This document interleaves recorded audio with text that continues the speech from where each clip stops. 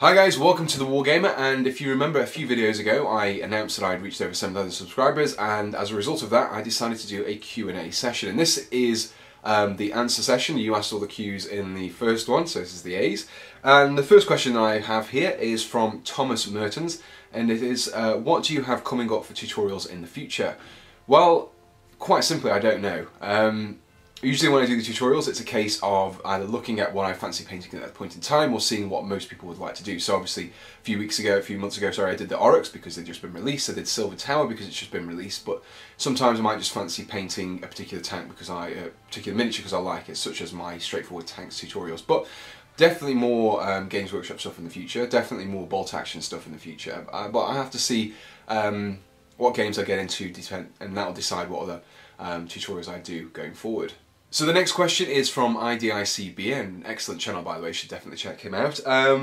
What 40k army is your favourite and why? Now, without doubt it's going to be the Adeptus Mechanicus. Really like the Skitarii, I really like the vehicles, the whole kind of the lore behind them. They're just humans that have that essentially worship technology. I mean, I'm a web developer by day, so I can really relate to the kind of fascination with logic and technology and the way it works. It really is fascinating, and I just think the aesthetics of the miniatures really is fantastic. It really appeals to me. It's very archaic in its design, contrasts a lot against like Space Marines or really fluid designs like the Tau and the Aldar, things like that. I really like how utilitarian the Adeptus Mechanicus stuff is. So yeah, Skitarii, Cult Mechanicus, Adeptus Mechanicus on a whole. So the next question is from Smitty M14, and it says, when did you get into wargaming and what was the game that got you started? And it was the Lord of the Rings battle game. It started with, when I was 11, with the release of the Battle Games of Middle-earth bi-weekly magazine that came with miniatures and paints and all sorts of things to get you going. It explained how to play the game,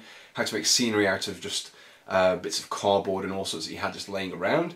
It was a really fantastic magazine and it got me into playing the game. I started playing it in my local school. There was a few people in the same club who played 40k, so I got into that, and then from there I got into fantasy, and it's just grown from there. So Bolt Action now and a few other games I dip my toe into every now and again. So yeah, it's all down to that bi-weekly magazine, and I really hope that something like that comes back in the future because it really is a great way for kids and people to get started in wargaming. So next we have a question from Dave Carlton, and it is, if you had to choose one more game, what would it be? I'll probably say Bolt Action, simply because I really like the game itself. I've got a real big interest in World War II anyway, so it kind of feeds both of those two interests of wargaming and also my historical, the historical side of things basically. So whilst Games Workshop is what got me started on the track, I really do like the sci-fi games. I kind of just feel a bit more invested personally in Bolt Action. I don't know, there's something about it which really appeals to me. So yeah, if I had to choose one war game, it would be Bolt Action. The next question comes from Gillian Baker, and it is, what colour do you find the most hard to paint? It'd probably be lighter colours, so things like white. It's can be quite difficult because you've got to... I tend to find that white paints also tend to be a little bit thicker and tend to have like a bit of like a gritty texture to them as well, unlike other colours which are just a bit easier. So generally the lighter colours are a lot harder to paint for me. I don't enjoy it as much. Bright colours, yes, I really love painting yellow, blue, green, really bright colours, but light colours, no. I try to avoid them if I can. As you saw in if you've seen my White Scars tutorial, you can see that I've kind of made a cheaty method where prime white and then just apply a wash, and that was all I did to paint the white area. So yes, white is what I find the most hardest to paint. So I've got a question here from Echo, and it is, do you prefer fiction or non-fiction war games, and why? This probably comes back to my Bolt Action question about which war game I would have to play if I could only choose one. And it would be, yeah, definitely non-fiction. Fiction's great because it gives you freedom. You can make your own regiments and units and give them their own theming and styling and colour schemes. It doesn't matter. It's not based on historical accuracy or anything like that. But I do like games like Bolt Action because I can go and watch a documentary about World War II, read a book, watch interviews, things like that. I can actually visit the locations that these war games are based around. It's actually learning something that's real and tangible as opposed to something that's just made up. So yeah, definitely I prefer non-fiction games over fiction games, although it is very slim between the two.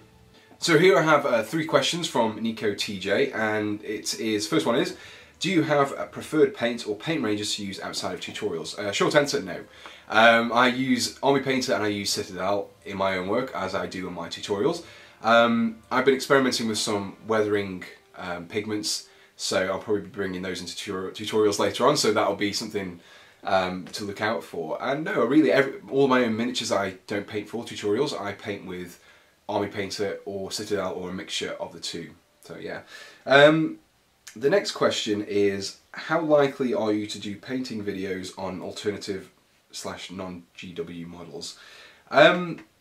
Likely, very likely. I assume that means outside.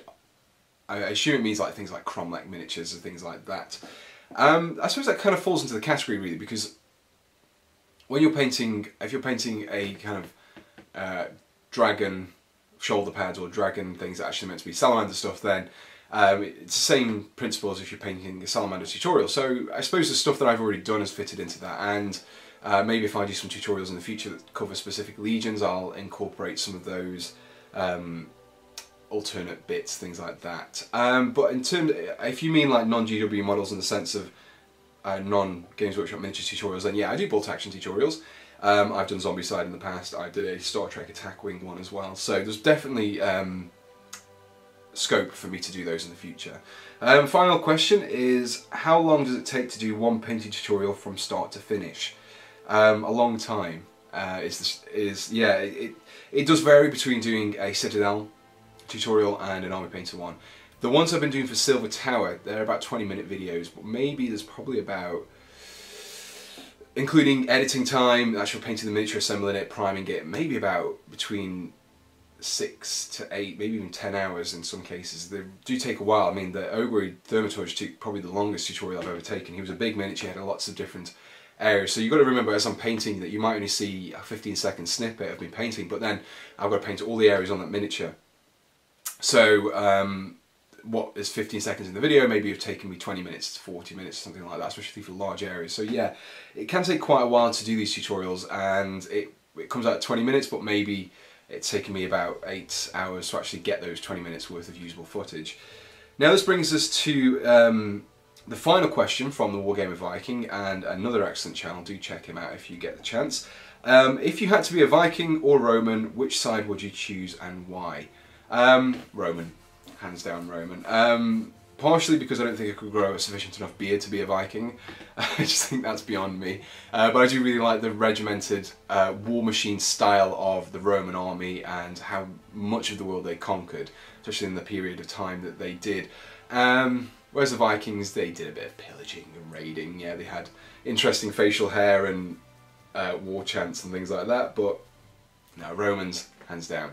So that was the Q&A session, and I hope you enjoyed it as much as I enjoyed answering your questions. I think I've covered everyone's questions that was asked on the last video, but if there wasn't, you can just drop some questions in the description here and I'll just answer them in the comments there. So do subscribe if you haven't done so already, and all the usual stuff, Facebook, Instagram, things like that, just be kept up to date with all the stuff I'm working on at the moment.